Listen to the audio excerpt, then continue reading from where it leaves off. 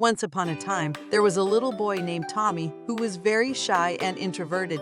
He didn't like to be around many people, and he preferred to stay home and play by himself. One day, Tommy's mother told him that he needed to start being more outgoing. She said that he would never make any friends if he didn't put himself out there more. Tommy didn't want to upset his mother, so he decided to try to be more extroverted. He started going to the park more often, and he even joined a soccer team. But Tommy still felt shy and uncomfortable around other people. One day, Tommy was sitting on a bench at the park when a wise old man sat down next to him. "Why are you so sad, young boy?" the old man asked. "I'm sad because I'm trying to be someone I'm not," Tommy said. "I'm trying to be extroverted, but I'm really introverted. I don't like being around many people." The old man smiled. "There's nothing wrong with being introverted," he said. "In fact, there are many advantages to being introverted. Introverts are often deep thinkers, and they are very good at listening to others."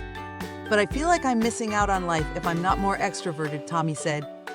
"You're not missing out on anything," the old man said. "There are many ways to enjoy life, and you don't have to be extroverted to do it. You just need to find things that you enjoy and that make you feel comfortable." Tommy thought about what the old man said. He realized that he didn't have to change himself to be happy.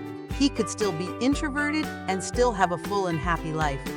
From that day on, Tommy stopped trying to be someone he wasn't. He accepted himself for who he was, and he started to enjoy life more. Tommy learned that it's okay to be different. You don't have to change yourself to fit in.